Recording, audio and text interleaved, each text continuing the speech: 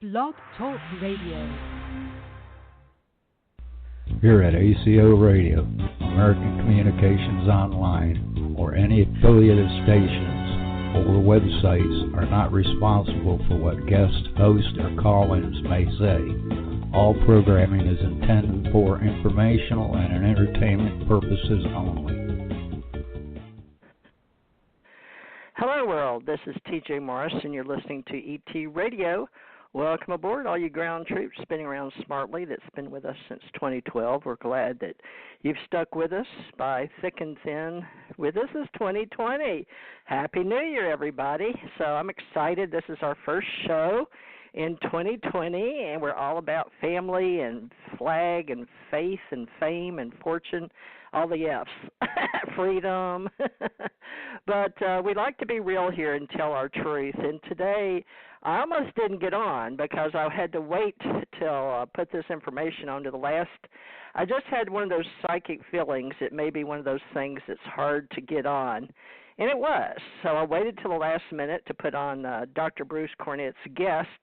And lo and behold, as soon as I did, it wasn't 2 minutes until I got knocked off the studio, lost my password, everything. And so the algorithms shook me up, which I had a feeling because Dr. Bruce Cornet had shared one of his emails with me with some interesting YouTubes that have been placed in our wonderful cyberspace.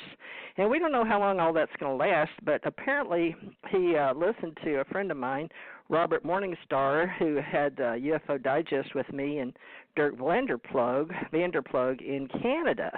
And I wrote for them for many, many years, and Robert and I are still friends, and I talked recently to him. And we're doing all we can to help people in disclosure, alienology, and things that go bump in the night. We call the paranormal world, so to speak, Men in Black, exposure to disclosure. But Dr. Bruce Cornet is a recent member, even though he's been on several of our shows, mine and Janet Carroll Lessin's, who has helped me with TJ Mars ET Radio since 2012. And then she started her own Aquarian Radio, and she and I have been good friends since at least not good friends. We met in 93, and we're going to do a book hopefully on why we met and how we met. But in the meantime, you may in the future get to know how Dr. Bruce Cornet found an interest in somebody, and I put Mindy, it's Melinda. So now I can go back and change that.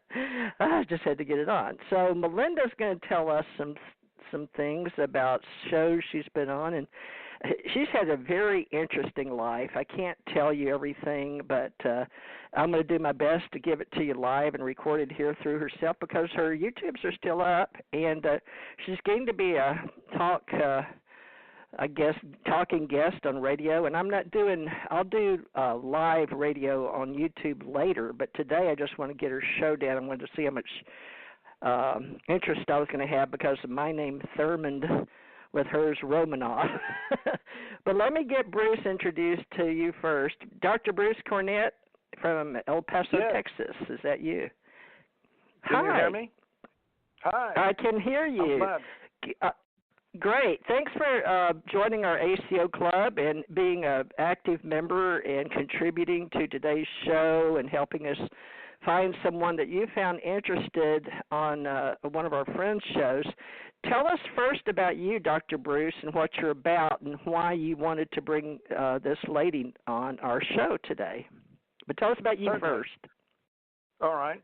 My background is mostly in science and fossils and ancient life on the planet. I got my bachelor's degree in biology and my master's in paleobotany and my PhD in palynology and geology.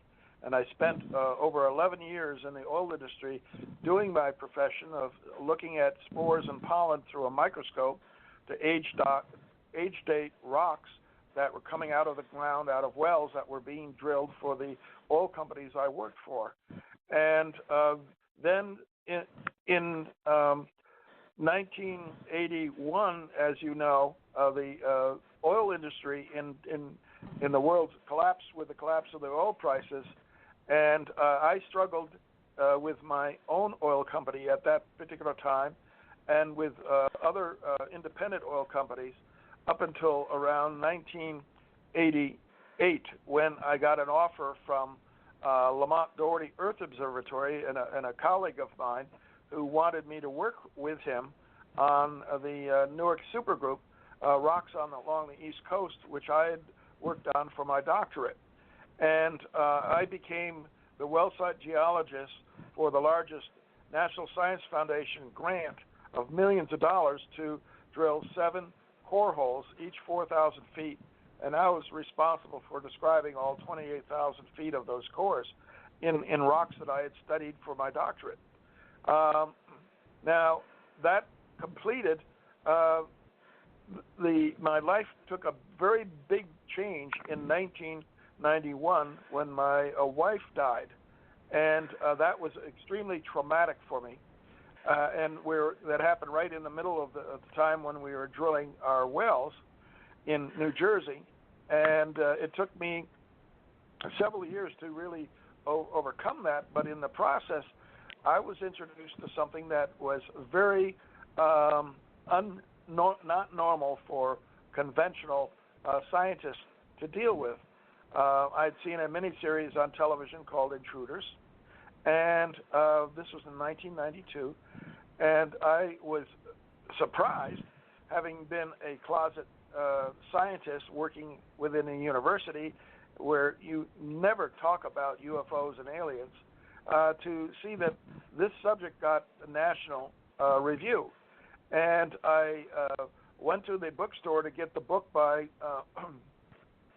Bud Hopkins called Intruders, and the manager said, well, why don't you pick up this other book called Silent Invasion by Ellen Crystal, which I did, and I was shocked to find out that her story was about all of the craft that were flying around where I lived at that time in Middletown, New York. And, being a curious scientist, I wanted to see for myself whether or not this stuff was for real. So I contacted her, and she agreed to take me out into the field with her and others. And my first night out in the field, I was shocked by what I saw. And I'm saying, well, why doesn't the military know about this? Why doesn't the police know about this? As I learned more, I found out that they do, but they want to keep it secret. They want to cover up all of this activity that's going on in this area, which is just outside of the Stewart Army and Air Force Base, which was near Newburgh, New York. And I couldn't understand why you could just go out of the field at night and these craft would come out and be flying around us and putting on performances. Well, Ellen liked to take pictures, and I started taking pictures, being a photographer. And I set up my tripod and took time exposures of all of their activities as they were flying around with their lights on at night, and they would be painting sky glyphs in the night sky, and I would capture these on my photographic canvas. And I began realizing that there was a lot more going on, because I was seeing these craft diving into the ground and not exploding, coming up out of the ground, and realizing there was an underground base. And that's what Ellen Crystal said in her book, that there was an underground alien base, and that's why she named her book Silent Invasion. In other words, that we were being overrun by aliens, and nobody knew about it. And I spent 11 years working, studying field work and capturing all of the data, and then I published it last year in a book called Unconventional Aerial Phenomena in the Hudson and Wallkill River Valley of New York. And you can get that book on Amazon. And it's over 400 pages detailing all of the many hundreds of close encounter sightings that I've seen.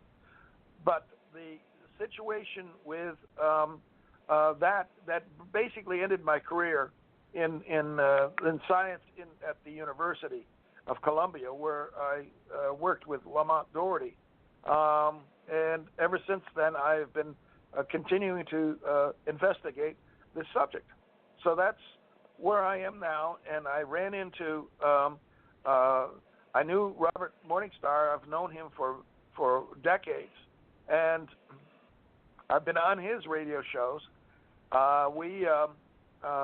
are good friends, and he let me know about this one woman called by the name of Melinda Czarneska, and she is an extraordinary lady, extremely brave and courageous, unbelievably so. And the things that have happened to her through government involvement in her life are just amazing. And she only recently, within the last, I would say, 3 or 4 years, had her genetic DNA studied, and she found out that she's the last living adult descendant of the Romanov family, who were the czars of Russia. And wonderful. She's been subjected to so many things going on with the government. They've tried to kill her. They've shot her. They've tased her. They've poisoned her with mustard gas, with anthrax, and everything else, trying to kill her. And they can't seem to do it. And Men in Black have come to her rescue and saved her. And so basically what she's doing now is exposing just how deep and corrupt the shadow government is in the so-called deep state in our country. Well, the Men in Black must have helped me get on today, because I have a lot of friends that were Men in Black, and I was a woman in black. There's a lot to those movies out there in entertainment, folks, which, Bruce, if you don't mind, I've asked Janet Carroll Lessin if she wants to come on today. You remember Janet. You've been on her show a couple times. Is that okay with you? Yes. All right, so we'll let you do most of the interviewing, but I just want to let her on here so she can include this on her shows, and so Melinda will get more coverage with me and Janet. Janet Carroll Lessin, go ahead and introduce yourself, because this was hard to get Melinda on today, and we'll both like to see how the waters go if we can get her on. I asked Melinda to call in, and she has your number, okay? So. Okay, I think she's on here, but I just want to let Janet introduce herself. I did wait because I did have a little trouble getting on. I had some new screens I wasn't accustomed to, but I'm sure Melinda will explain all that, even though I worked Intel. Melinda, if you're listening, I didn't do all this stuff. I had very simple. We went from Wing to Microsoft computers when I started with the government. But Janet Carroll Lessin, for the record, would you introduce yourself in our ACO club, please? Aloha. Excuse me. I haven't spoken in a couple hours. Didn't realize I had a frog in my throat. Hi, I'm Janet Carroll Lessin. I'm calling from Maui, Hawaii. I work with TJ Morris from all their different shows, and we've known each other since the early 1990s. We keep going in and out of each other's lives. So I'm very interested in the Romanov story. I was watching a series of YouTubes with Anand Giridharadas and a couple other people, and they said that the pitchforks are coming. And one of the pitchforks events was, when the royals kind of got uber rich, ultra rich, and the poor got poor, the Romanovs got taken out in Russia, which is the home of my husband. He's pure Russian outside. And then, of course, if you watch Victoria and you watch The Crown, the royals are always worried about when the different monarchies are going to be taken out. In fact, to this day, they're always balancing what they can say, what they can do, and they're in fear of when will they end the monarchy. So, the monarchs get their heads chopped off like Marie Antoinette and taken out like the poor Romanovs. And so I've been researching it a little bit, but really interested in hearing your perspective on this story. And, I guess you have to hide if you're royal, but now you're out on the radio. So we're not sure what will happen to you. I feel for you, and I'm really interested and excited about this topic today. So thank you, TJ. Back to you. Thank you. Now, both Bruce and Janet and myself, we're all authors if you're interested in our books on Amazon. I've got my patreon.com, join Teresa J. Morris up, if any of you want to join us in the future. So with that said, let me bring on our guest of Dr. Bruce. Melinda, is this you? Yes, I'm here. Yay! Hey, Melinda. Hey, it's a pleasure to meet all of you. I already know Bruce, but maybe we've known each other before. Yeah, I'm sure we have a similar vibration tone, and I often had dreams like being a child in royalty, and wondered about the Romanov because I had an old dream of Russia and things like that. But we won't go there today. I want to get to know you, but this is going to be a quick overview with Dr. Bruce and Janet and me. But for the first hour, can we just let you talk, and then the last hour we'll get in and ask you questions. So I'm sure you have something rehearsed because I see you've been on several YouTubes, but you want to just give us your rundown, and then Janet and Bruce and I will, I'm sure, have many, many questions. Oh, sure. And at any time, feel free just to stop me and ask questions. You know, I'm 57 years old. In my career, I was an international forensics accounting manager for 25 years. I spent from 2000 through the end of 2011, I lived in Nashville. And when I got down there and settled, I lived in Milwaukee all my life. And once I got down there and settled, I thought, oh, you know, I've always been a humanitarian. I want to do a lot of humanitarian work. And so I was born and raised in mainstream media on the radio side in the 70s. Excuse me, my mother did the ascertainments in Miami for Clear Channel Radio, which for the most part now is all mainstream radio. And then she subsequently worked up here at two stations for 43 years as director of operations, and even oversaw like all the FCC licensing and things like that. Prior to her career there, after World War II, she worked at the Pentagon for the Chief of Naval Operations under top secret clearance, which she helped develop these higher tech programs, you know, that we would consider now alien technology developments, if you will. My mother is still alive. She's 92 years old. And so she's had a very interesting past in her own career. I didn't know anything about my Romanov connection at all. Growing up and through the years, I didn't find out until 2016. Some terrible things happened. I joined Alliance when I was in Nashville with CMA, the YWCA, and recording artist Martina McBride. And I chaired her celebrity auction full-time on top of my full-time work, fighting human trafficking and domestic violence. Over those 8 years, we saved and rescued 56,000 women and children. And I started doing that work in 2000.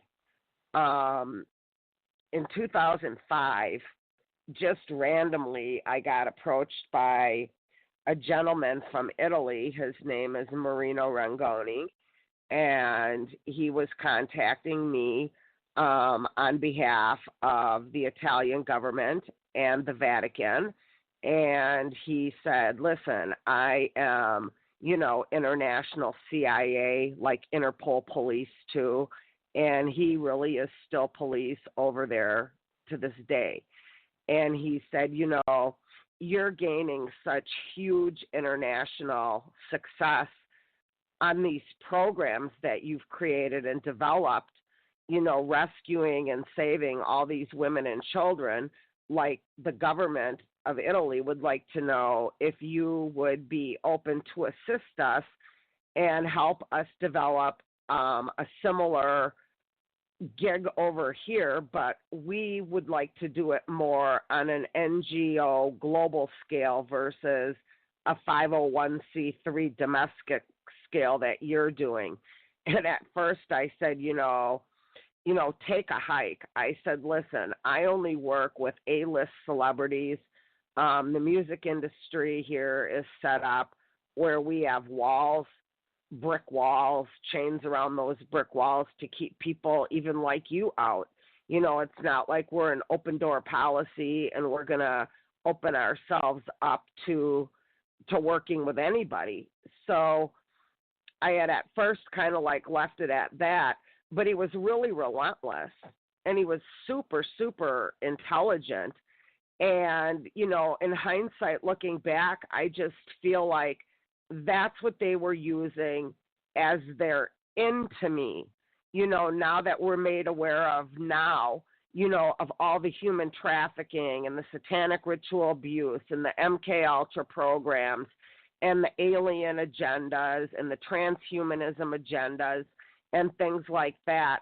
The key thing that always stuck out to me about him was, you know, when we'd be talking, he'd be, you know, talking about his work and his credentials, and he'd be like, well, you know, I'm a gray alien. And like back in 2005, I'll be very honest, I was just naive. I had no idea these things ever existed. So my attitude with him was like, listen, you're really smart, but maybe are you a little mentally ill? Do you need some medication? Or what are you talking about when you're talking about you're a gray alien? Like, I just didn't get it. You see what I'm saying? So he and I, you know, I agreed that I would get to know him. He was very, very well credentialed in a prior military background as well, as most of them are. He was trained like in sniper shooting. He had bronze medals. He had all kinds of things. And they were basically like, you know, whenever you would feel comfortable, you know, to have him as a guest to come over for a few weeks, could you kindly like teach us the logistics of what you're doing so we can implement an NGO over here? Well, I spent probably at least 20 hours a week getting to know him. We would live Skype together, okay? And in the spring of 2006, I said, I've got some vacation time coming up from my work, and it would be around the Easter time. And, you know, if you're really serious, I need for you to send me all of your credentials. And I will use my FBI in Nashville to credential your credentials to make sure that you are trustworthy, that you are who you say you are. It just so happened that at the Nashville field office, my friend that I worked with in the music industry, his name is Scott Augenbaum, and he happens to be the FBI's national and international director of cybercrimes. So that kind of worked out really good. Like if this guy was a phony, you know, like he would get caught and then that would end all of that. But Scott credentialed him. He said, you know, he is everything that he says and more. There's like, you don't have to worry. Everything's going to be okay. And like, kind of like, you know, you should be honored that, you know, the Italian government wants to develop something similar to what you're doing, but even on a bigger scale. And so I agreed. You know, I had, in 2004, I had built a brand new home on a 3/4 acre lot. It was a big, beautiful home right behind the Smyrna Military Airport in Laverne, Tennessee, which is a suburb outside of Nashville. And he comes over and he's there for, I don't know, a good week or so. And it was going to be Easter holiday, and he wanted to go to Florida because my family had been down in Florida, in Clearwater, for Easter. And they all still lived in Wisconsin. So he's like, well, why don't we go down to Florida and meet with your family? I'd like to get to meet your family, and we can have a holiday together down in Florida too. And I thought, well, why not? So we all went down to Florida. He met up with all of my family, etc.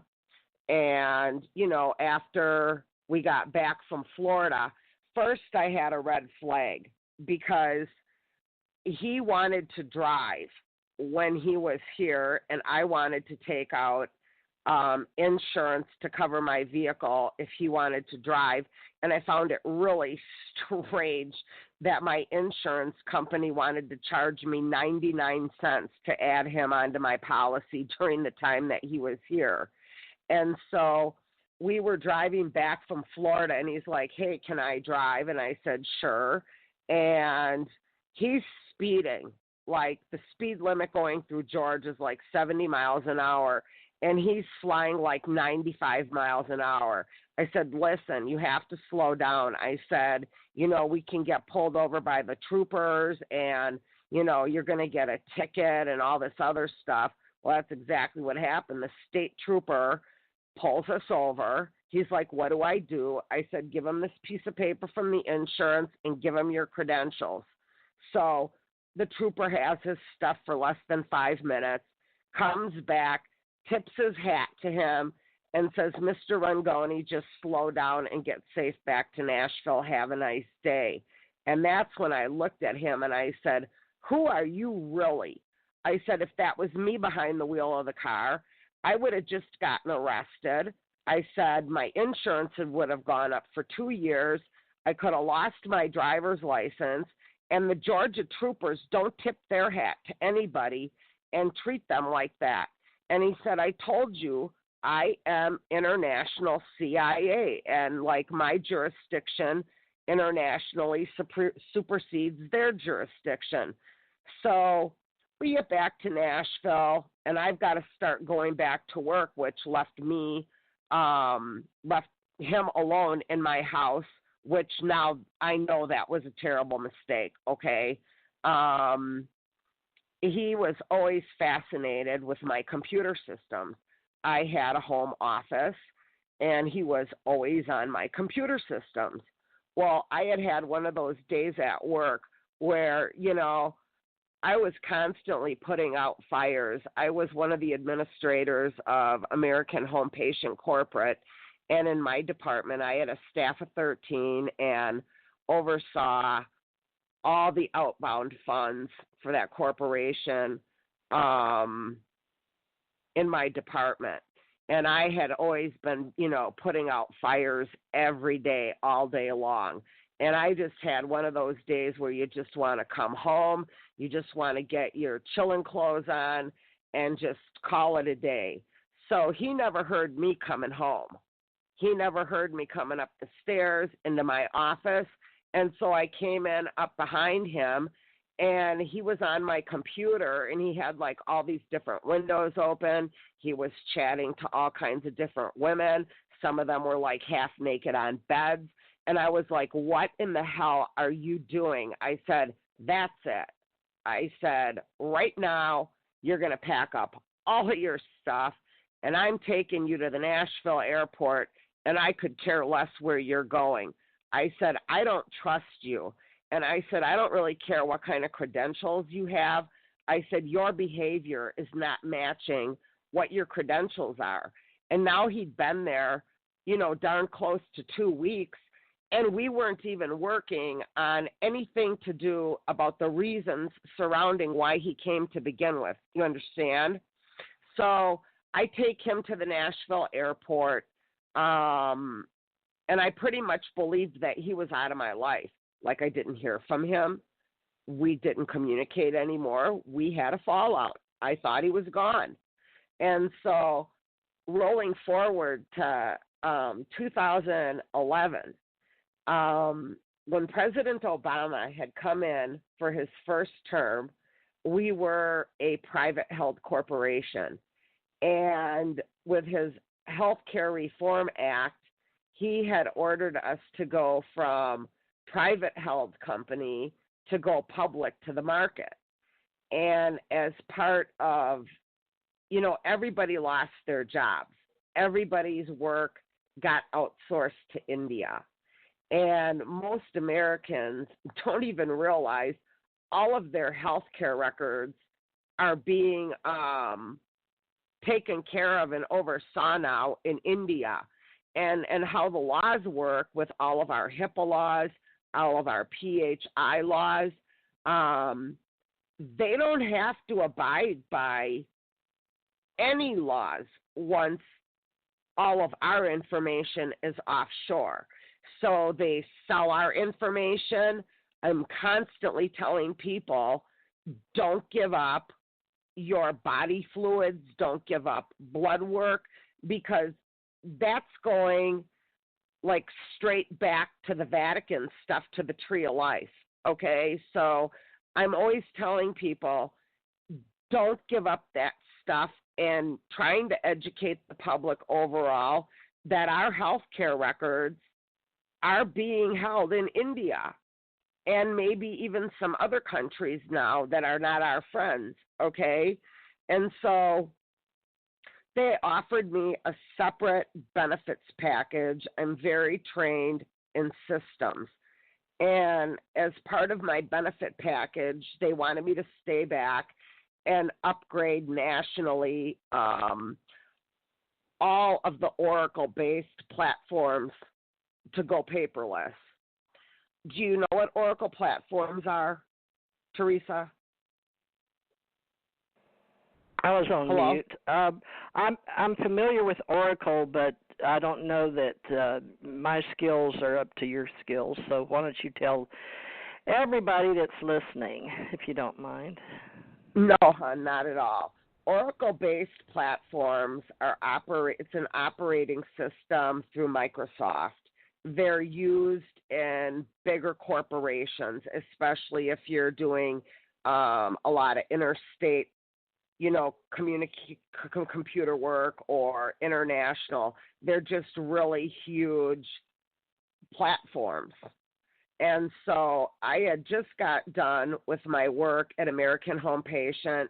I was now on the bench, and my home system crashed. So I was like, I'm going to just go out and buy myself a new computer system. And I bought myself a wireless, satellite computer, all touch screen, made by Gateway. And you bet it was a Gateway. And I had gone on Mother's Day to the air show. Over the years, I had become acquainted and friends with some of the United States Thunderbirds, the Blue Angels. Whenever they were going to have their air shows once a year, they would come to practice through the week. So I'd get the air show all week long because my house was in their direct landing path. So I would go to the air shows, we'd hang out, we'd take pictures and stuff together. So on Mother's Day, I come back home and I'm like, well, this would be kind of cool. Then 2011, I'm still waking up to like how to take pictures and put them up on Facebook. I had just gotten a Facebook and I'm trying to play around with Facebook. I'm like, I think that it would be fun to put these Air Force pictures with my Air Force buddies up on Facebook. And so I did that, and then I log out of my Facebook. I'm going to shut down my computer for the night, and all of a sudden I saw them Oracle icons shutting down in my home system. And I was like, what in the hell is this running in my home system? So I know how to get into my different drives, my C drives, any kind of external drives. And so I'm like, they know now I'm on my own system trying to figure out what they're doing. I'm finding all their folders as fast as I could get in those folders. I'm printing all this stuff out. And I realized, like, oh my God, like when he was there way back in 2006, he had cloned my system. And what I was finding was really disturbing. It was running in 39 countries with the deep state and the international shadow governments. He had set up a Dun & Bradstreet account on Wall Street where they were using that account for the money laundering side to go to the Cayman Islands. okay? And I'm like, just kind of like a mad woman for a few days trying to gather my intel on this stuff. And I was like, this is outrageous. And he had also, like, cloned back then, I had a Yahoo account, and he had made darn upwards over 40,000, like, bogus accounts. But he wasn't as smart as he thought that he was, because he would do things to me. I would be digging in my email and find emails from me to me. But if I'd go back, in the security sides and find out, the IP addresses and stuff, it all came back to him. He actually named my computer his real Marino Rangoni name, running all those files through my home system. So he wasn't very clever as far as that goes, and I was able to pull all of this data. And then I'm analyzing it, because part of my work was to analyze too. So, like, say for example, if your company was missing $1 million, okay, I would be the secret person brought in doing the backdoor audits, finding out who's stealing corporate money and seeing to it that our critical infrastructures were not being compromised and things like that. So kind of like I was the little secret agent going into these companies and busting down corruption too, okay? So I knew what I was doing, and what I was finding was just incredibly illegal, number one.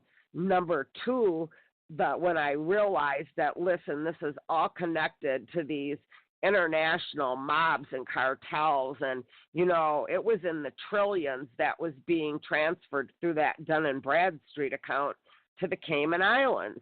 And I'm like, I got to get this stuff out of my hands. I'm like, I need to get this out of my hands. So I packed up my car with the systems, with all the paper trails. I'm not going to say online here today how I have other media saved and where it's secured even to this day, but that's been done numerous times because of the vastness of it. So long story short, I'm exhausted now, and I've got to get this stuff out to Washington, D.C. I had specific people that I wanted to get this stuff into their hands, because I sure as hell didn't want it in my hands. It was very dangerous for me. And so I got it successfully into the hands I wanted to after a huge war, and that's when I was introduced to who really is the deep state and who the shadow governments are. They made themselves known to me, if you will. And so I get back home. One of the things that he did was he made all kind of name variations for all of my family members too, that he was using to solicit the resale of these huge Oracle-based products, platforms, services, along with public key codes and things like that. And he was trying to resell them for approximately 50,000 euros a piece. Now, you got to understand, this is all stuff that's been pirated and hijacked from Microsoft. And I thought, if I get out of this alive, it's going to be a miracle, because I had people chasing me. And I'm not talking about just a couple vehicles. I'm talking miles of people trying to run me off the road. I say it was during that trip that I learned how to be a NASCAR driver to keep alive. So I have family up here, very wealthy family in construction. They mostly do government jobs. And that was the cousin that I introduced him to on our trip to Florida. Okay, so I'm contacting my cousin up here, and I'm like, listen, this is actually what's going on. This is actually what's happened. He's like, where are you now? I'm like, I'm in Washington, D.C. He's like, I don't care how you get back up here to Milwaukee, but you need to get your butt back up here to Milwaukee, and I'll have a team of agents waiting for us when you get here.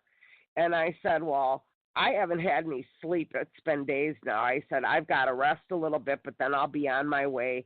I'll let you know when I'm on my way, and that's what we will do. I said, because I am in a lot of danger right now. I said, I now have all these enemies that I don't even know who these people are. I'm just starting to wake up a little bit to the reality of what I actually really found and how dangerous it actually really all is.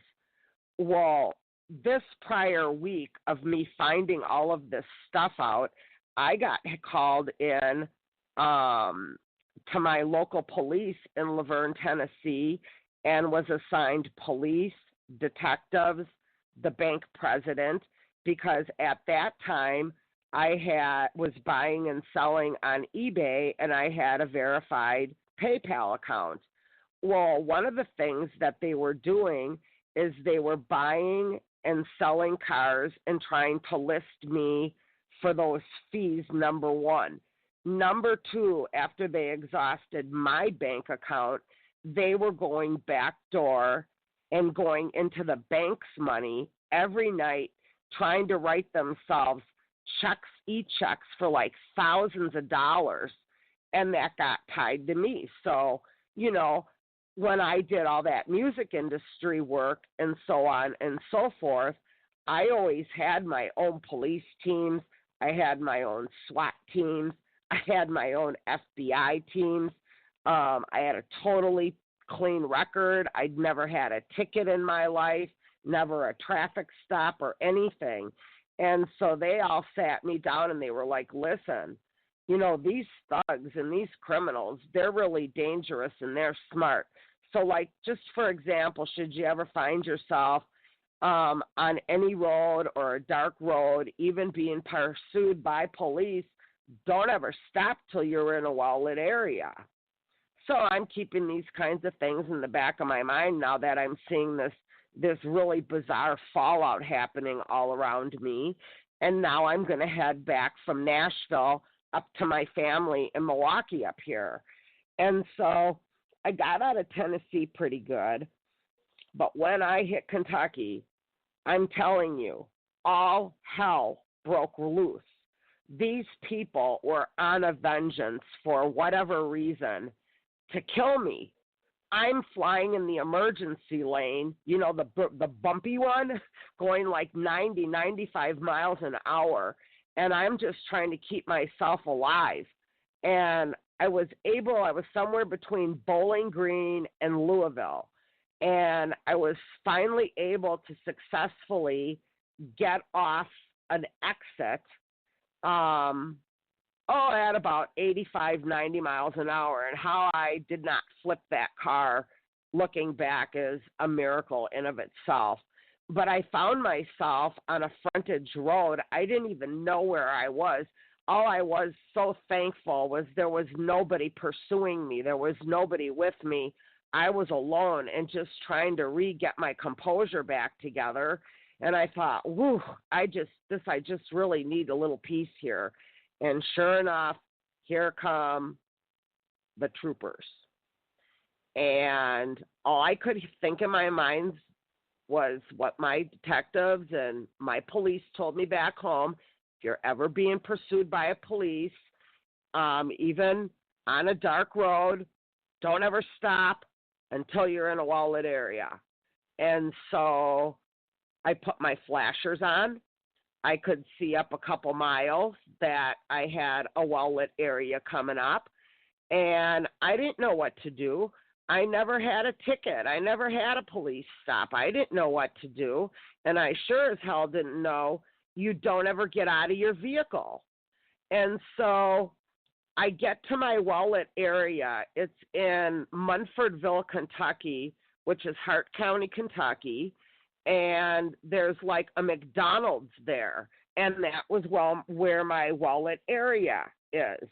Well, when I pulled over, there was a line of troopers. There were 6 of them. And I didn't know what to do. I didn't know you don't ever get out of your vehicle, but they terrified me. And so I'm like, I got out of my vehicle. I put my hands up in the air like to surrender, and they all ambush shot me. Those officers did. And then they shot me not just with bullets, but with tasers too. And then they cuffed me, and they threw me to the ground, and they kicked and they beat me into a bloody pulp. Then they flipped me on my back, and they injected my ribs with some kind of drugs or something, and it started to make my body convulse. It was later, after the fact of all this mess, is that it's a permanent glow dye to my body, where, for example, if you would put me into a crowd of 10,000 people and somebody put night vision on, I'm the one standing there lit up like the green neon sign. It was a permanent glow dye to my body. And so after they injected my ribs, they flipped me back face down. One trooper lifted me up at my waist, and 2 others stomped my back with their boots, and they broke all my ribs. And I mean, now I'm shot. I've been just brutally like assassinated, attempted, and I'm like dying on the ground. Well, they still weren't done. One trooper came up.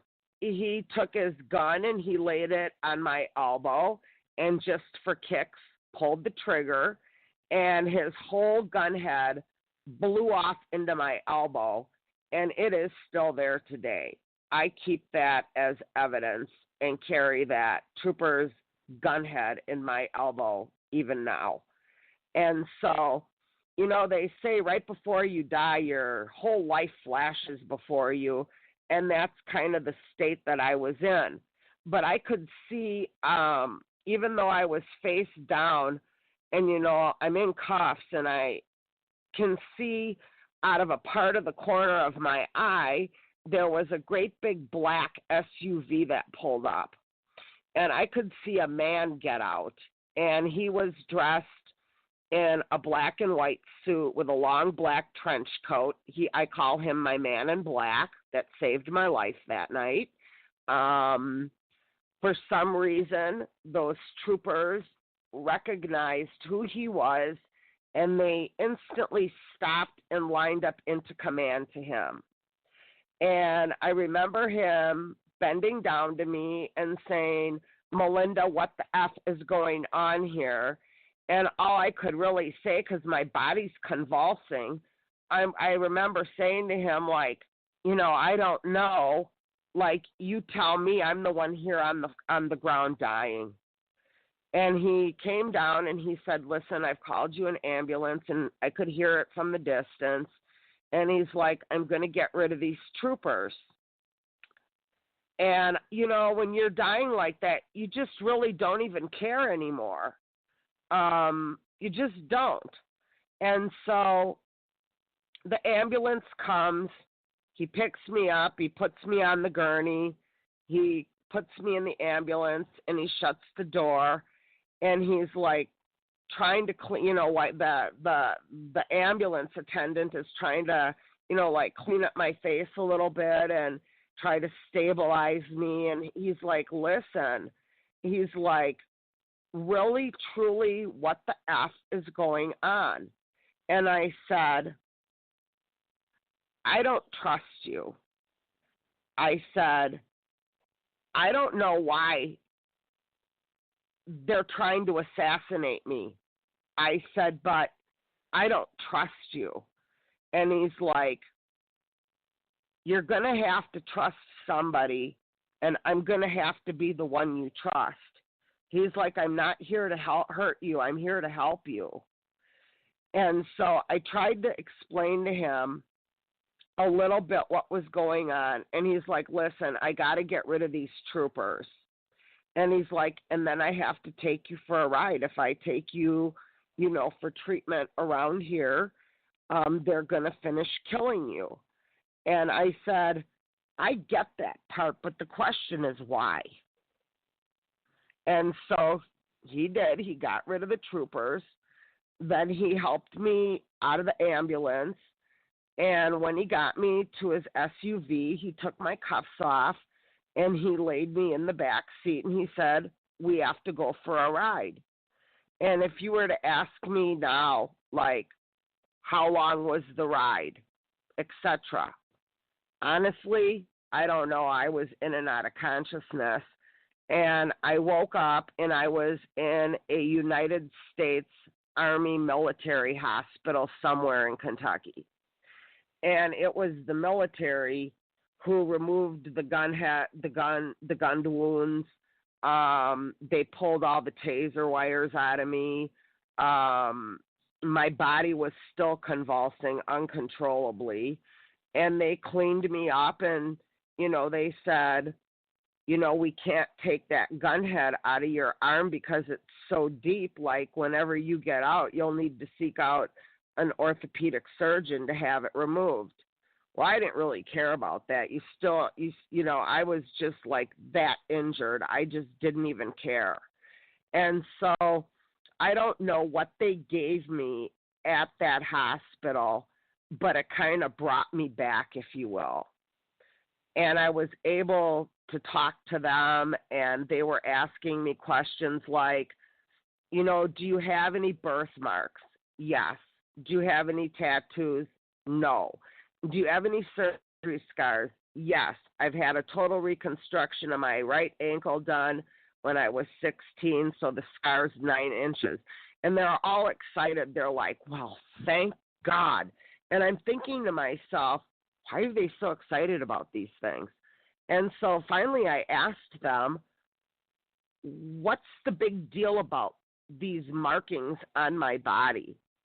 And they were like, because your markings on your body identify you to you, and this is why. And they had like what would be comparable to like a 54 square inch flat screen TV, and they flipped it around. It's really hard for me to talk about this. There was me on almost every driver's license in the United States and passports. That's how much identity theft I had.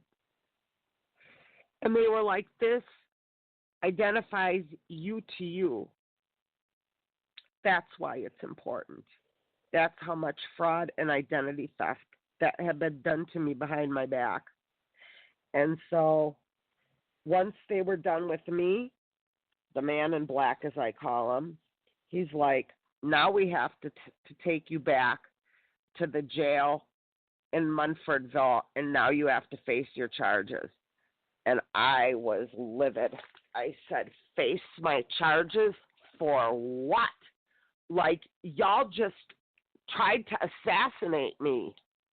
And I said, and I'm innocent, and I didn't do anything wrong. And I said, I'm the kind of person that if I've done something wrong, I'll own it and admit that I've done something wrong.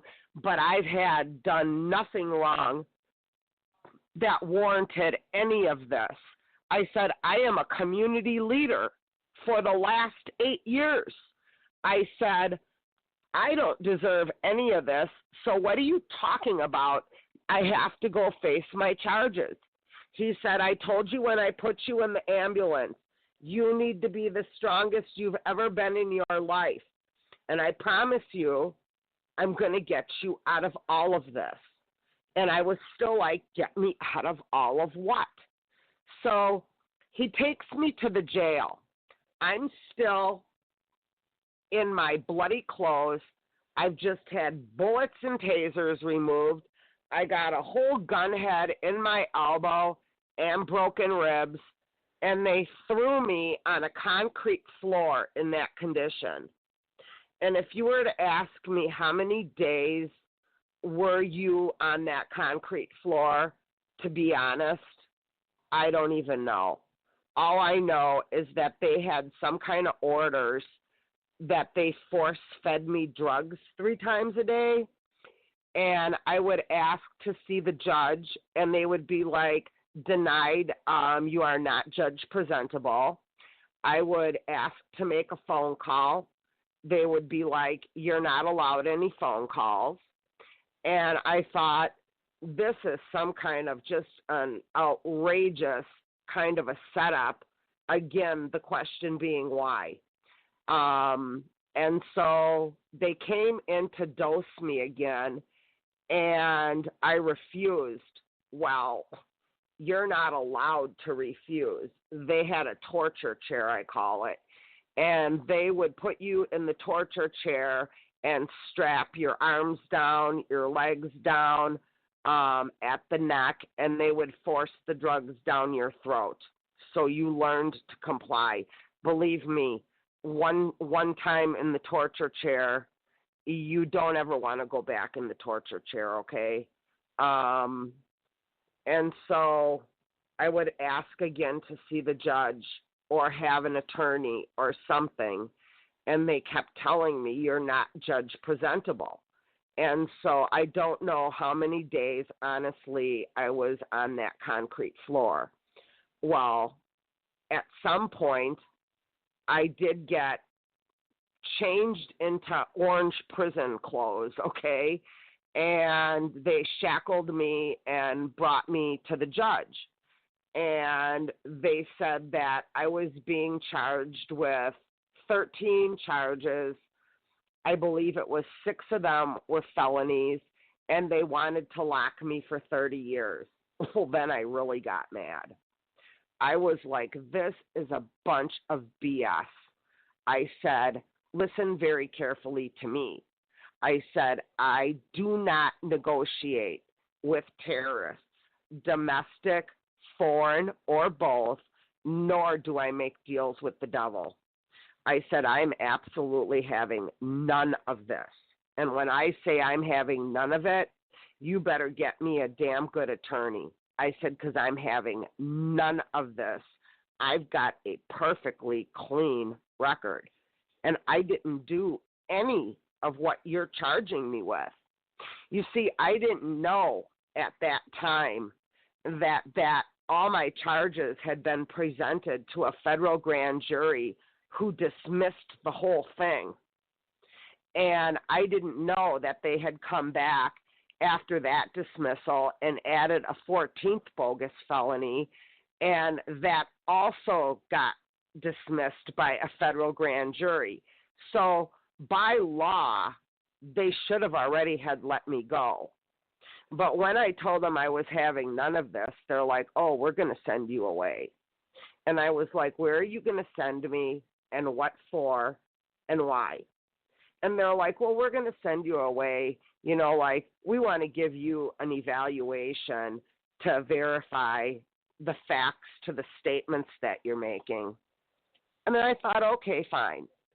So they transport me to Eastern Kentucky to a maximum security Army prison. In the confounds of that maximum security Army prison, it is like sectioned off where they house 11 men on one side that you don't ever have interaction with, and on the other side they house 11 women, okay? I'm telling you one thing right now for all of us that are listening. People, don't go home from there, okay? And it is actually a concentration camp. And yes, they do some evaluations there or whatever they front up. And they also had those same orders. I was given a social worker on the first day, and I said to her, this will be the first and the very last time we see each other here, because I'm not a Moses who needs an Aaron to speak for her. I'm writing my own federal statement to the judge and some other people, and I did. I wrote my own 37-page statement to the judge. They allowed me to have a pencil and paper, okay? And so I'd spend time writing my own statements to a lot of different people while I was there. And it came to be about maybe my 21st to 25th day there. You know, they force-fed me drugs 2-3 times a day there against my will, too. And, like, I did have a private cell there. And all my guards were sergeants on up the ranks. And I don't know what they would do to us or do to me at night. All I know is that when I would go to sleep on my bed, many, many mornings I just woke up in a heap on that floor, wondering what happened and how did I get from being on the bed here to being in this heap on the floor, okay? We may never know those answers. And one day I got called by the sergeant to go see the doctor at his office. And my sergeant's in there with me with the doctor, and the doctor says, I'm in review of your federal statement. He said, can you go into all our military security levels and find all of these networks that you're claiming is going on with, you know, international corruption and stuff? And I said, of course I can find it. So he's like, here's my computer. Go backdoor into my computer and find what you're talking about. And I said, okay. So I go to his computer. I find it all. I find all of it. And he freaked out. And my sergeant's in the corner just smiling and giving me thumbs up. And then when he was done with me and I was done on his computer, he's like, okay, you can go back to your cell now. And it was about 2 days later, he came to my cell. The sergeant came to my cell. There was another military officer that came. There was a nurse that came. And they all came together into my cell and said, Melinda, are you ready to go home now? And I started crying. I said, don't mess with me. They're like, no, haven't you been through enough? Aren't you ready to go home? And I said, you bet I'm ready to go home. And they were like, your county will come back to pick you up, and then you'll have to go back to the county until your final hearing, and at your hearing, you'll get released. They were like, one of the military officers and the judge said, we will be on the phone at your court hearing with your attorney for your release. I said, okay. The problem with that is once they came to pick me back up and take me back to the county, they don't tell you how long your wait is going to be until your final hearing. You know, it's kind of a limbo thing. They don't tell you anything. So when they got me back to that little county jail again, they stripped me naked. They wrapped me in a black tarp and threw me in a little pit on a concrete floor for another 21 days. And on that 21st day, which marked exactly 90 days from the incident, I got released. And I got to go home. I didn't get charged one penny, not 1 point on my record for my driving. Everything was dropped, okay? And I was free to go home. But during that time, too, was when President Obama did the Let's Make Homes Affordable Act, too, if you remember back then. And my house was mortgaged through the Bank of America. And while they had me in custody, they robo-signed my house behind my back and not only hijacked my house, but they hijacked I had like accrued around $13,000 equity in the house too. So when I was going to go home, I was going home homeless. And I get out, and the jailer gives me a note to call this guy because it's just a little hick town, and the car had got impounded to the lot, and the car got repossessed during that 90 days. And I didn't really care because it was a new car that I had co-signed for my adult daughter, and it was like a burden to me anyhow, because she was just bullying the hell out of me. That's another interview for another day, but I didn't care that they repoed the house, but I had a note to call the guy from the impound lot who said, call me when you're out. I have something that you want. And I couldn't imagine what this man would possibly have that I would want. And so they let me make one phone call, and I called him. And he's like, are you out? And I said, yes. And he's like, I only live like less than 5 minutes away. And he's like, I have something you want. And so he picks me up and he takes me back to his house, which is where his lot is. You know, we got to remember we're in the South, and it's just a small hick town. And he's like, I'll be right back. And he comes out, and he had my purse. And in my purse was all my ID. And, you know, back then I had money. And so I had about $1,000 cash.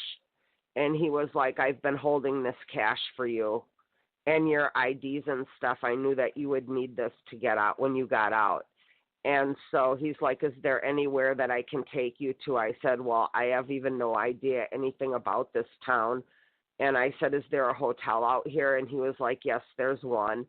And so I had been released in my dirty, bloody clothes again and didn't want to be walking around like that. So he took me to the only hotel in that town, and that hotel manager was really kind to me. So once I got settled in my room there for the night, I walked up to like what would be like a Costco. They had like a small, you know, store, kind of like a Target Costco. And I bought myself some new fresh clothes and a little bit of makeup and stuff. And I'm like it was surreal to me. I was like, how am I going to get back to Nashville now? Because the car's gone. I at least had cash. So the hotel manager ended up driving me as a courtesy all the way back to Bowling Green, where I got a Greyhound and got back to Nashville. Once I got back home to Nashville, I had a full paid 4Runner in my garage. So I had a secondary vehicle. And yeah, they had the foreclosure paperwork on my doors, and my house had been broken into and ransacked so many times. It was just an absolute disaster. So I went and I bought black spray paint at a Farm and Fleet, and I spray painted my whole house. And I said, you MFers, I will get out of my house when I'm damn good and ready. And put all them on notice. I literally sprayed my entire house. And so I started having moving sales. I finally got back up to Wisconsin, and I was a homeowner, and I didn't know that once I got back up here, I would need rent ratios to rent somewhere to live. So I ended up living in a hotel for a year, working and saving to go rent a place to live. My first contract was, out of everything, can you believe it? It was to do one of my counties here. I took contract work to be to go in and prep one of the counties here in southeastern Wisconsin for their state audit at the police fire and Department of Public Works. That was my first contract back to work. And once I completed that, I was on the bench again, and my contractor called me and said, listen, there's this company from India. They're a staffing company, and they want to hire you. And will you go and be their chief financial officer? And I said, well, let me go interview with them. So I went and I interviewed with them, and they hired me on the spot.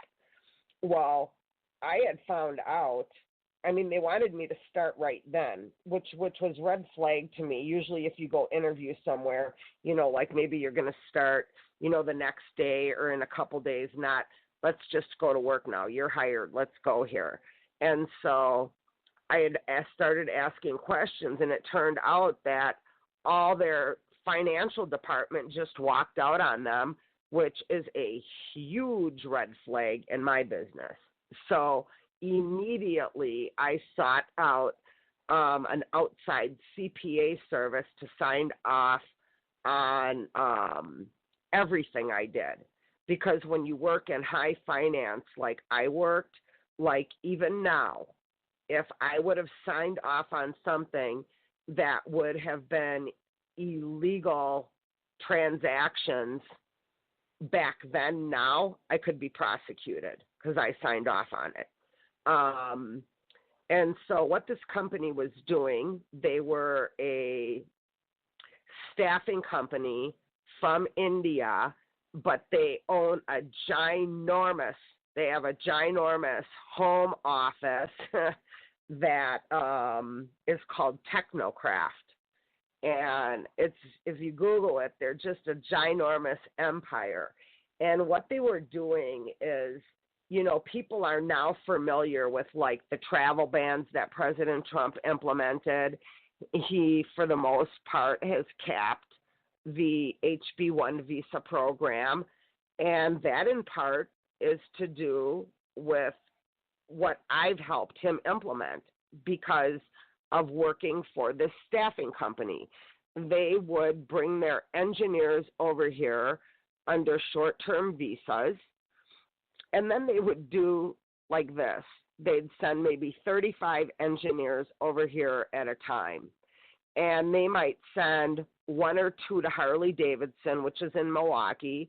They may send them down to work at Convergy down in Illinois, and then the rest of them, they were sending them up to Canada to work and having a secondary staffing company charge our little office back in Brookfield, Wisconsin, thousands of dollars a month as a secondary inter-running staffing company that was paying the engineers who were 100% violation of their visas to even come into the U.S. to work, only to send them to Canada to work, which is totally illegal. And here I'm thinking, oh, God, here's another setup all over again. But I wanted to stay behind because, you see, I was getting port notifications every single day. And I was like, what do you guys want me to do with all these port notifications? And they're like, oh, you coordinate all the deliveries. And when I'm telling you that they had port deliveries coming into our country every day, it would start at New York, loop all around the whole country, back up into Canada. And I was like, listen, you guys are a staffing company. You don't manufacture anything. And what are you doing all this offshore billing for? And what are you sending into my country? Well, they sure as hell didn't like my questions, okay? So after I gathered the intel on that company, which was just another damn setup all over again, I got a hold of it was the only job in my life I ever quit.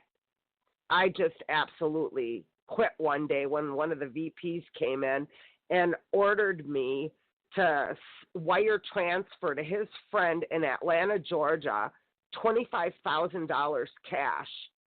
And I said, I need an amortization schedule for repayment back on this money, especially if you're using corporate funds to do it. I'm like, what kind of an idiot do you think I am? I said, you have no schedule of repayment. It is illegal to use business money, even for a short-term loan for your little friend in Atlanta, and I refused to do it. I refused to sign off on it, and so I quit that day. And when I quit that day, I took my intel with me, and I reported them to Department of Homeland Security for being in violation of their visas for their employees. I reported them to the International Port Authorities. I reported them to Secret Service and to the CIA and to the FBI, okay? So now I've got that company that I'm thinking that I'm done with. Well, I had saved enough money at this point where I found a beautiful flat to rent. So I had my rent ratios in order. I paid them security deposit, first month rent, last month rent, and then paid 3 months extra rent ahead. I just didn't want to worry about it. And during that time, I had her living with me at that time. And I noticed in the morning she would literally get out of bed and go into the bathroom, and she would be heaving her guts out for like 20 minutes, and then she'd come out and she'd be fine. And I'm thinking to myself, good Lord, like, is she pregnant? Like, she's not telling me. And so I charted it on a calendar for a month. And then it started happening to me. And then my body broke out in these heinous lesions from head to toe. So we wound up together at St. Luke's Hospital, which is Aurora Healthcare in Milwaukee. And they did all kinds of testing. They did all kinds of stuff.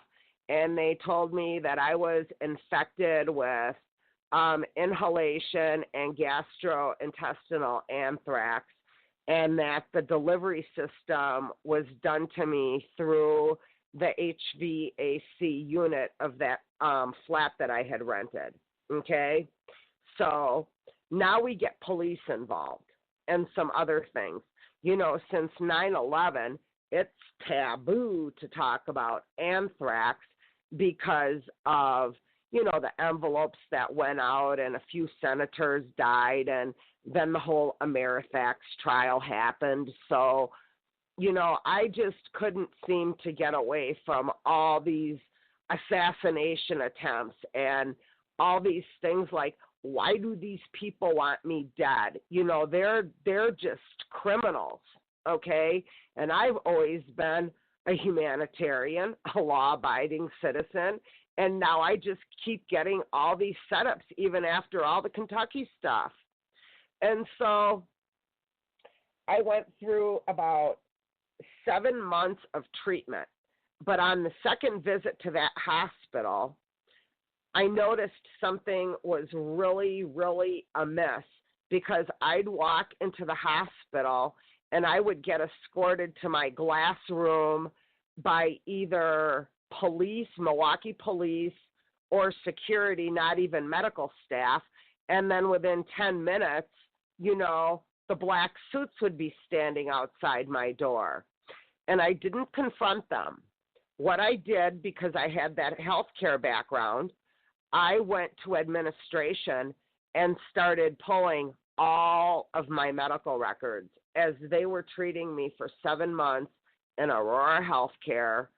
They were blocking my records for release immediately, and then they were eliminating me epic nationwide to nationwide doctors like I never even existed, okay? And so one day I get a phone call from Officer Pakovich from the Milwaukee County Sheriff's Department. He's their top forensics officer. And he said, you know, I need to have a meeting with you. Can you come down to my office and meet with me? I said, sure. And when I got down there, I had brought in all my medical records along, and he had all my medical records too. So we went page by page by page through all my medical records. And when he gets done, he's like, wow, Melinda, they have really done a number on you. And I said, yes, sir. And what are you going to do about it? And so he kicks his chair back. He crosses his legs, puts them up on his desk, and he's like, I'm not going to do a damn thing. And I started bawling.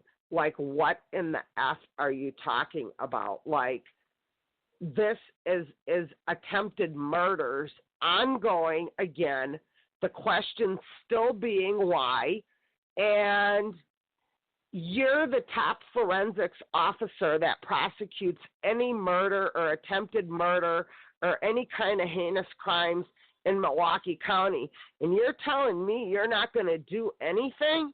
And I said, what are you talking about? And he said, no, you listen to me very carefully. He said, very rich and powerful men in this city paid me and Sheriff David Clark Jr. millions of dollars to steal, destroy, and kill you. Now get the F out of my office. And he kicked me out of his office. And I go home and I'm bawling. I'm like, I just really don't know what my next steps are. And I thought, now can't even work anymore. I'm disabled. Like, I have anthrax all the time. They're all covering up everything that they've done to me.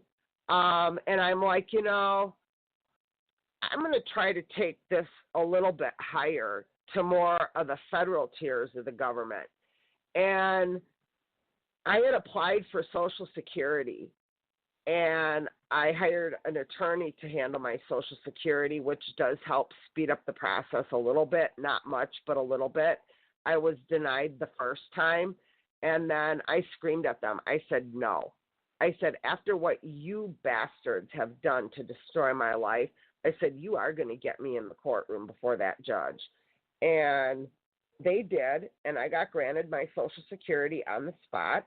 The federal judge withheld back about 3 years or so of my back pay that I was entitled to.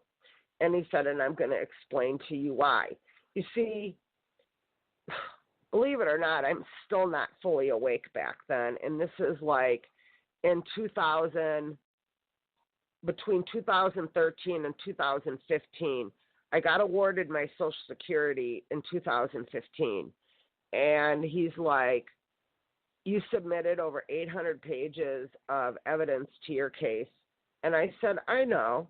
And he's like, the reason why I'm going to hold back this back pay is because if we paid you this back pay money for these years, he said it would be as if you were accepting federal payment for what the federal government has done to you. I said, understood, because I wasn't going to argue with him. One of the things they leave me is bound down destitute financially. So I'm always in a constant mode of being financially in straits. And so I needed what monies that he was going to give me, which came to be about $11,000. And when I got that back pay money, I hired a toxicologist in Los Angeles. And I go and I drive all the way to LA from Milwaukee. I only made one stop overnight in Breckenridge. And I hired her to do my toxicology panels. When she ran my panels, she was like, listen, honey, you are too sick. By law, I cannot release you to travel back all the way to Wisconsin alone. She's like, your body is full of not just the inhalation and gastrointestinal anthrax. She's like, you've been bioterrorized with mustard gas. Your body is full of radiation from fallout. She's like, your body is full of different types of chemotherapy, but you don't have cancer. And she's like, and by law, I can't release you until you have somebody to escort you back to Wisconsin. So my daughter ended up flying out to LA to come back with me to Wisconsin. And so it was between her office and some private detectives that are in Missouri. I hired her too, and she does what's called full body H-SCADA scans. H-SCADA stands for Human Supervisory Control and Data Acquisition. And she's like, we need to find out what is inside of your body. And the results is that I am illegally implanted and patented with Qualcomm networks, just like all of our smart devices, the same Qualcomm. Their headquarters are in San Diego, California.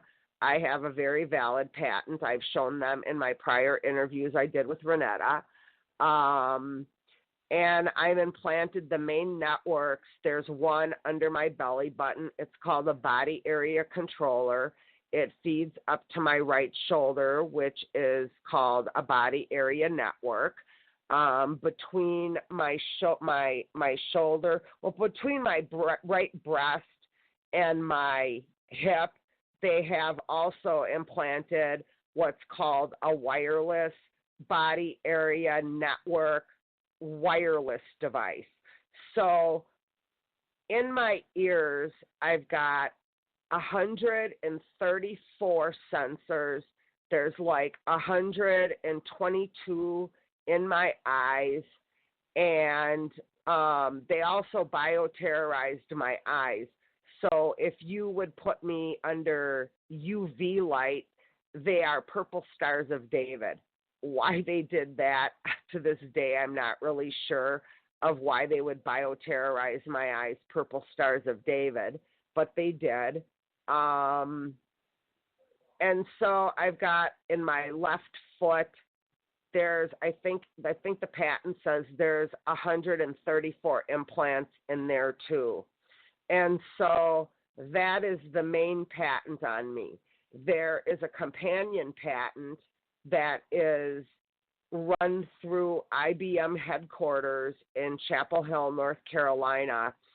The doctor that's over that patent, his name is Dr. Abinaf Algarwar, and he runs a company. Anybody can Google his company. It's called PMRRS.org, Patient Monitoring, Rescue, and Response System.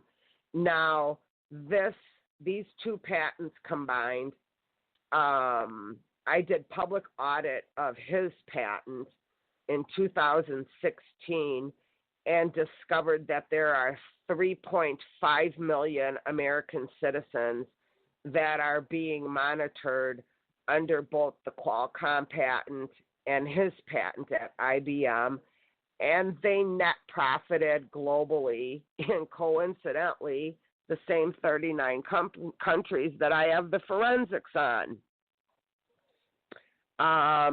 They net profited over $400 billion in 2016.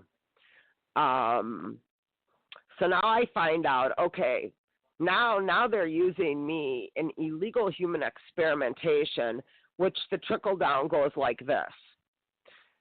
The world operates like this too. The Vatican owns everything. Then it trickles down to the Department of Defense.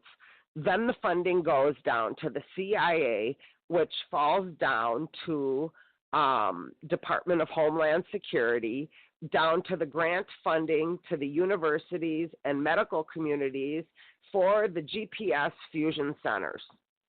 And so I've got all this intel now on all of these people, that just traffic me like a whore and bankroll off of me, leaving me with nothing. So I'm now set up here in my apartment, and I'm like, now I'm really pissed, okay, to find out all this stuff that, yes, our government really, really does this. One really good executive order that is online is Executive Order 13521. And my favorite version of it is in Telehub. And again, President Obama signed that onto that was already an existing executive order, but he added to it. And in that order, it allows our military to spray our own citizens with biological agents for secret testing, okay? And so I was like, President Trump's now in office. And I opened up whoop-ass with Department of Homeland Security, Office of the Inspector General, because, see, when I'm really sick with the anthrax, my body self-replicates this next generation germ warfare anthrax, which is being conducted out of the United States Army Utah Proving Grounds. And the next generation germ warfare anthrax is going to be aerosols. And I often wonder if they're not already doing that in the chemtrailing, because the main concoctions of the chemtrailing is barium, aluminum, mercury, lithium. They put viruses in there, and that's really, in essence, what they're spraying us with. So I'm finding all this stuff out, and I'm sick of being sick with the anthrax all the time and having to put myself into a hospital situation where I'm shoved into the glass doors, or, you know, they put me in the glass room. Sometimes I had an experience, and this is the one that sent me over the edge, is they got me all hooked up to the IVs and shut the door.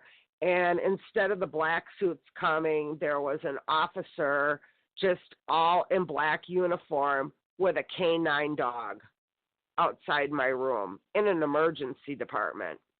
So I take myself with my little hospital gown and all my IVs, and I roll out and I go confront him. And I said, listen very carefully. I said, they may have positioned you here with your little canine dog. I said, but the least you could do is let me greet your officer. And that dog, I'm telling you, that dog cried. That dog sniffed me up and down. That dog started cleaning me like he wanted to take care of what was ever the matter with me. And as I walked back to the room, I'm telling you, tears came down that dog's eyes. And that was the last time I decided that I was going to put myself into that kind of predicament. And they got me stabilized. They give me military-grade levofloxacin when the anthrax gets really out of control and I need to be stabilized. So I thought that's the last time I'm putting myself into that kind of situation. Now, no matter how illegal all of this is, okay, I still fought with Department of Homeland Security's OIG office because I still should have some rights. Even though all this is being done behind my back, I still should have some rights. And in 2017, I got a hold of Department of Homeland Security, OIG, and they opened up a full 3-week investigation on me. And everything that I claimed came back proven. They offered to settle with me for $210 million, which I have still yet to see one red cent from that. They gag ordered me, and my gag orders are through the United States Marines. Where back to? Of course, right back to the Vatican. And in there, they've got this clause that if I talk about these things like we're talking about today publicly, in their little gag orders, they would charge me $1 million per incident, per violation of that. And so after their investigation was concluded, I got a bill in the mail from the toxicology team because, like, I had to send in hair samples, I had to send in body fluids, they had to make special toxicology panels, and they billed me $204,000 for their little investigation. And I thought, I'll be damned if I spend 1 cent of any of these bills, like I'm the victim and they wanted the investigation. They can pay the toxicologist. So I sent the bills to President Trump. I said, you guys can pay this. And by the way, where's my settlement money? All right. Well, she's no longer my toxicologist. We're just going to throw that out there today. She ended up getting raided by the Secret Service, and 2 weeks later followed up by a CIA raid, because in my reports from that investigation, they copywrote and trademarked my medical results behind my back, and I caught her selling my medical results dark web to my patent holders, and I threw a fit. All right. Now, I had already been out to New York, like I previously stated, in 2016 in September, and I had hired an attorney. She was my toxicologist. They were like, we're going to run your DNA and your bloodlines to see if we can somehow figure out why are you so targeted. And so when I'm in New York studying, I get a phone call from my attorney and her, and they're like, your results are in. They're like, are you sitting down? And I'm like, yeah, I'm sitting down. They're like, well, we want to make sure that you're sitting down for this. And I'm like, what? They're like, you have absolutely no clue who you are, do you? I said, no. I said, enlighten me. Like, that would be nice to know. They're like, you are the last surviving Tsarina Romanov from Tsar Nicholas II and Alexandra Romanov. They're like, you know Anastasia? I'm like, yeah. They're like, she's your great cousin. And they're like, that's why they keep trying to kill you. That's why all these terrible, heinous things are being done to you, because you are the sole heir of the trust that was set up for you at your birth. And I'm like, oh, really? And I said, so how do I go about getting my trust? They're like, it's really super dangerous. I said, well, that I can figure out. These deep state shadow government people have been trying to murder me for years. Now it makes sense. Now it makes a lot of sense. And they were like, when you were a teenager, did your mother ever get certified mail from the Russian Federation to notify her of your trust fund? And I said to my attorney, I said, I remember it like it was yesterday. I said, I can still see it in my mind's eye. I said, the thing is this was the 70s. And I said, this was when all like the mail scams were starting and all of that junk, that was coming out of Africa. Oh, if you just send this back, we'll send you, $10 billion, that ridiculous, those like chain scams. And that's what my mom thought. My mom threw it in the garbage, but it was actually true. And that was the only time they ever had to notify my mom in legal documentation of my trust fund. She just thought it was a bunch of crap and trashed it. And I've lived through all of this ever since. And I now do have the means and the steps where legally I could go after my trust fund. It's in the billions. And I think about it every day because I'm left financially destitute. But then there's a great big part of the humanitarian side of me that sits and says, I don't think I want any part of that blood money. even though all money is blood money, this money funded World War I, World War II, the Cold Wars. Like, there's probably 260 million people that died as a result of these international banking cartels that make these wars. And to be really honest, I would just like my settlements that the federal government has already pre-settled with me. I can do with my life what I need to if they would give up that money we agreed to. There's a whole other Department of Justice, OIG side that settled with me too, and neither one of them have coughed up anything for me. And I'm being capital murdered just because of my bloodlines and who I am. And that's a terrible way to have to live. And people often, honey, people... You did great. Huh? You did great. You used just about the whole time with your story, and I'm sure people will appreciate us not interrupting you because, wow. You honey, did a great job. I have really lived through some serious hell. And you're still alive to talk about it. Somebody wants you to tell us the story.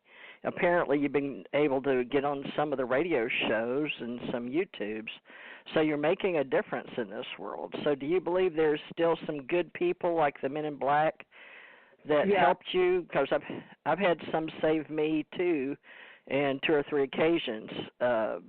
Once in New Jersey, I don't know if they were saving me, but they were watching me in Hawaii. But I've had them show up at different times in my life and I have been chased on the freeway, by the way, with black cars. So something, and I never really put it all together. But you, of all things, nobody will ever be able to match your story. Yours is absolutely amazing. The thing is that the logistics now have turned the pike, if you will. When I go out now, I'm always covered by local police, undercover military, undercover FBI. The CIA, not so much. If they come up, they're from Chicago, but they're not around as much. But everywhere I go, I'm in company with, at minimum, local police and sheriff's department. Yeah. We used to have a CIA office in Milwaukee.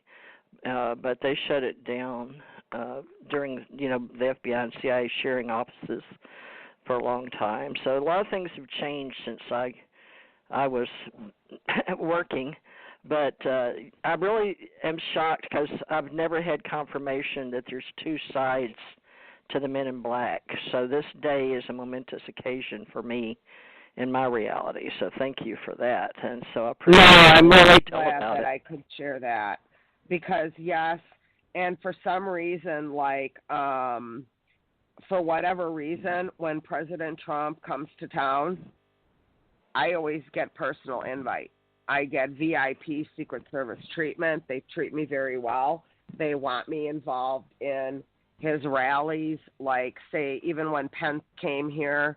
I'm still on the fence about Pence, knowing that he was the governor of Indiana, with the pedophile rings and the satanic ritual abuse with the MK Ultra programs. I do believe in aliens. I do.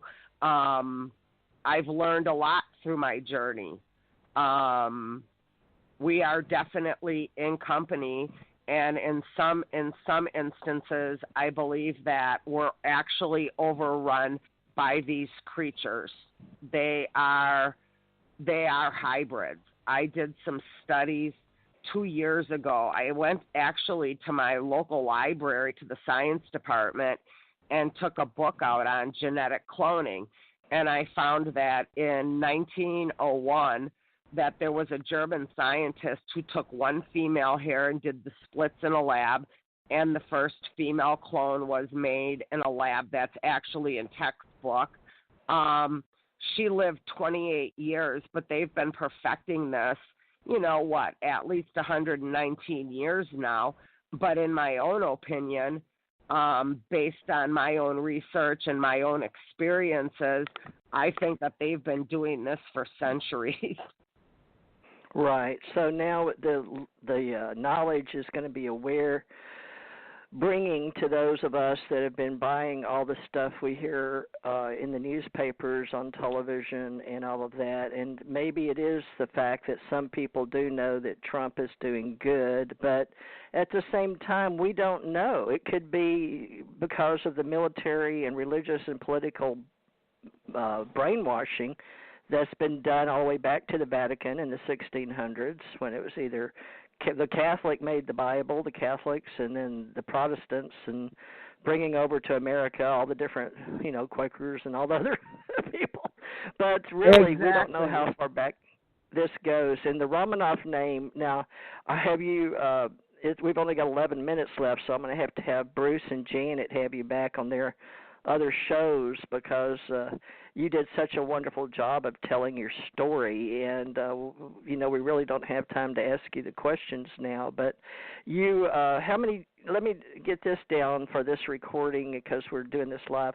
How many times have you been able to tell your story, and it's only in this year? Because I did have a little trouble getting on, so I do know there's two factions, yin and yang in the world, as Alan Watts would say. Yes. Alan Watts, I like him. But this is the first one in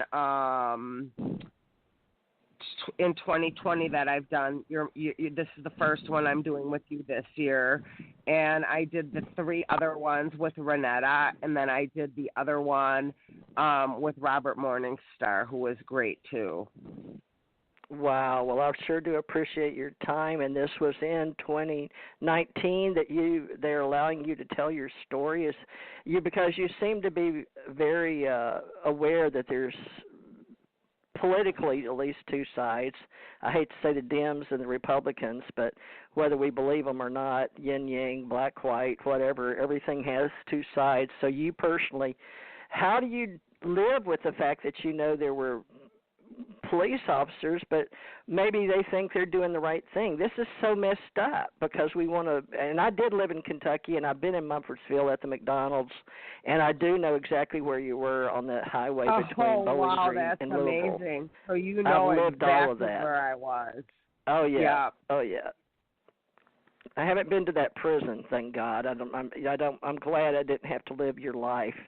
But people are going to believe you, because you can tell you're telling, and that they have our voices, and everything that we say, good or bad, truth or not, is all recorded and gone through all these algorithms and everything. So the patents are what people are going to want to understand, because I'm sure they're all going to start saying, do I have patent? It'll be a Me Too generation. Can you give us a little information on that, please, that you know about, because you sound highly intelligent about your implants? Well, I am very, very much aware. I've talked to Bruce quite extensively how I'm still trapped in my apartment as a prisoner here. I live in HUD housing. We've got some of the older Nazis. The town next door to me is called Germantown, and I've got some people that are practicing witchcraft in my building. I'm always in spiritual warfare battles. They put 5G towers on our property here, which are about 200 feet from me. There's 80 units in this building, divided by 3 floors. So every unit has their own smart meter too. And so because the Qualcomm, is all Android and Apple products, which is all of our technology. One night I just took my phone to bed with me to charge my phone, and I literally woke up in my bed, and all my blankets, and I was on fire in my bed. All my smoke alarms were going off. My entire apartment was full of smoke. And what is the most bizarre thing to me is that it was like at 4:30 in the morning. All the alarms are going off. Nobody in this building even checked on me, and there's smoke just piling out my windows. The fire department didn't even come. And so I still, when it blew, like it shot some kind of a weapon across my back. I couldn't even like walk for a month. I still have one bruise on the inside of my leg that even when I took a bath this morning, I'm like, this damn thing is still green. Like this was like 4 or 5 months ago already. And like, I am not safe where I live. These people are definitely, you know, I'm in this huge war still with no reconciliation on the federal side of what they do, because, you know, they do these programs. You know, the CIA needs to be abolished. They are the ones who conduct these heinous human experiments and just destroy people's entire lives for profit, you know? Well, like you said, you've got the coming down from the church on the top. And I could go into stories I've heard, or I don't know because I didn't experience, but I heard my husband explain the hierarchy that you gave, and that was the same one he gave. So that's, you're the second person I've heard that hierarchy from. Yep, and now Janet and Dr. Bruce, you're on here.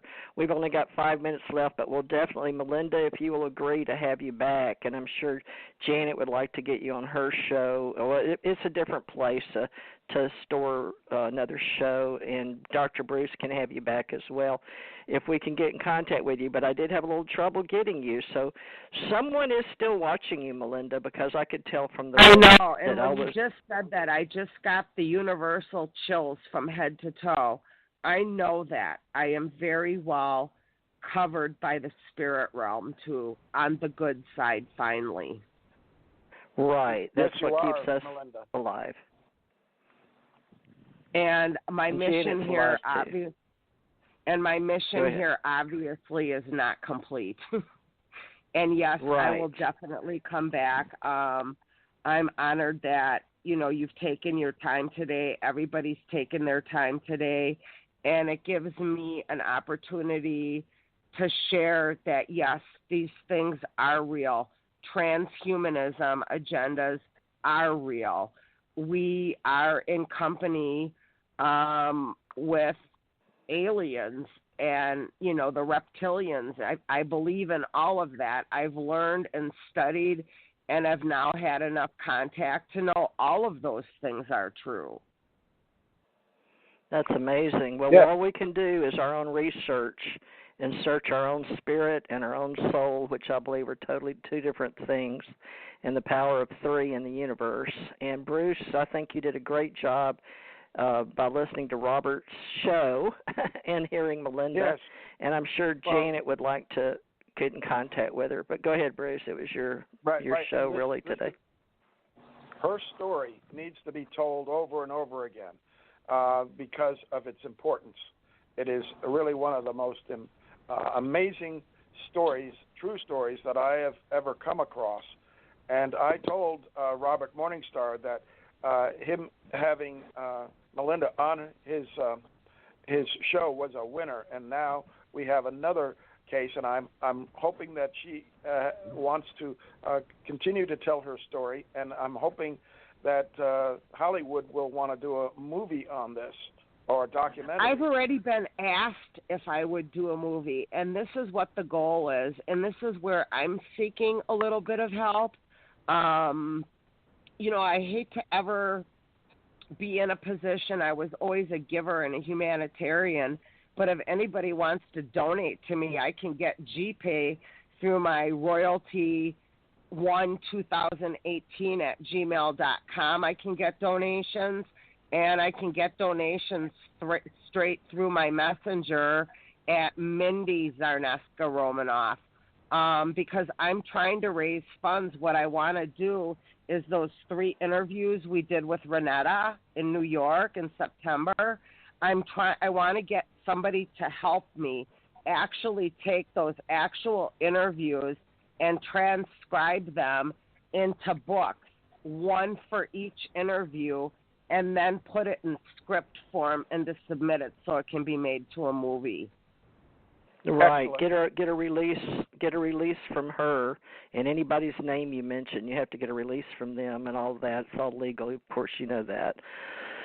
So with you being here today, I'm sure you and Bruce know we're recording, and this is live, and Janet knows we're recording. So this is part of your future, and really this goes out pretty much open source.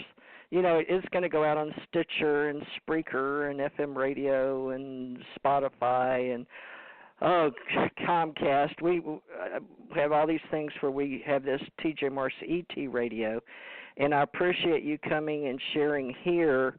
And we will have this out there. So some people believe in the ET community that our only protection with extraterrestrials is themselves watching over us and allowing their messengers or men in black to take care of us when we need it. And I've needed it from time to time. So there are two sides to every story. And I'm so glad. You know what? You're the only other person that I've ever spoke to that said that they are in agreement with me where the men in black have assisted them in a positive manner.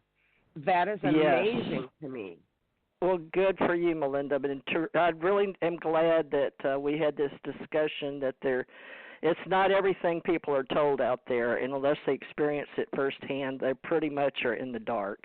I think we're treated like mushrooms. Yeah, we are. But I'm sure that we'd like to have you back, and if we can help you and put your information out there, just give me permission to do so and email me, and I will help put your information. I'll give it to you right now. You have my permission. Absolutely. Great. And if you could just send me a link that I can share this, and get our broadcast out there and share it to the public. And I even have a friend over who's military police in the Netherlands that I would like to get this. He's requested to be able to share it, internationally too. And this is a beautiful thing for all of us who are experiencing these things that, I call it, we hear that statement, the Great Awakening.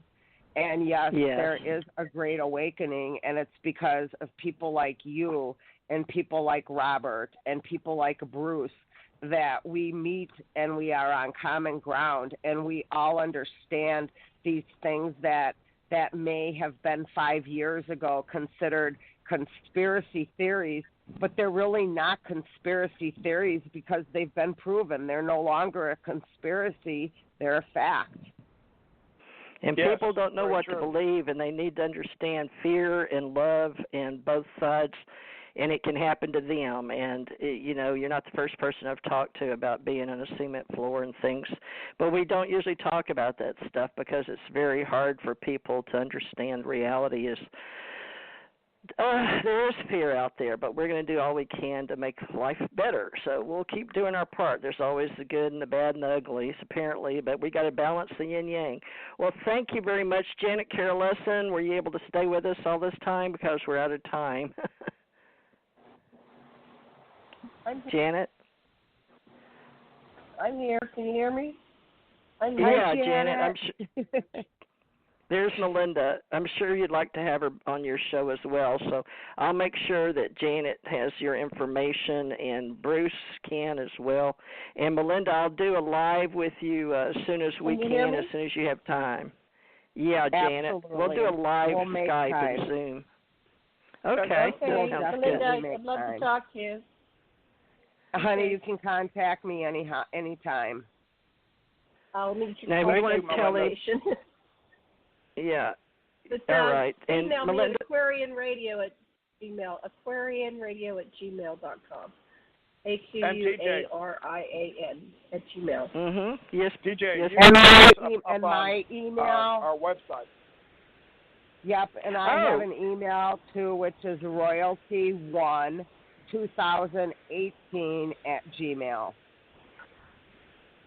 Royalty1 2018.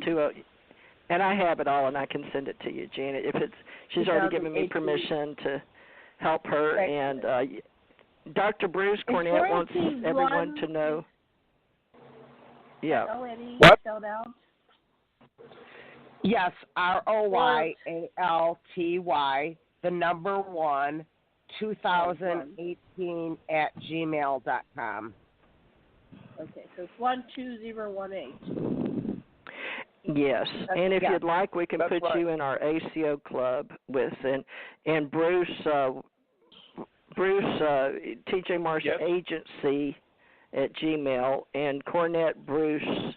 Isn't that yours, Bruce? Cornet Bruce? Yes, Cornet Bruce @yahoo.com. At Yahoo, okay. I encourage you to do a Gmail for us too. But I do have a Gmail. I have Cornet Bruce 3 @gmail.com. All right, that's the one I prefer to use. Cornet Bruce 3 @gmail.com, and mine's TJ Morris Agency. But Melinda, you have that, I'm sure. I've got about 8 of them. TJ Morris Agency. All right, and so, folks, we're going to work together, and we will, Melinda, just, if you will, send me an email with everything you want me to put on there, because Bruce has asked me to help you as well. So I'm sure, Bruce, just email me like you've been doing, all the information. And Janet, at the last minute, I hadn't really had a chance to tell her that you were coming on today, but believe it or not, I can keep a secret, folks. I did pretty good. It's hard sometimes, but we got this far. And now, Melinda, since we've got this out there and I can see that they let me do audio, we'll be more than happy to do a nice video with all of us and let you talk. You did a wonderful job. And we'll get some video out there too, Bruce. So just as soon as we can, Bruce. All right. Thank you. Well, thank you, everybody. And we'll do this again soon, as soon as we can, Melinda. No, whenever y'all want, I make some time. Thank you very much. All right. Thank you very much. Okay. Thank you, everybody. Melinda. Okay. We'll send you the email on the video. Okay. Thank you so much. Aloha. Thank you, everybody. Thank you, Virginia. I see your number. Is that right? Okay, here we go.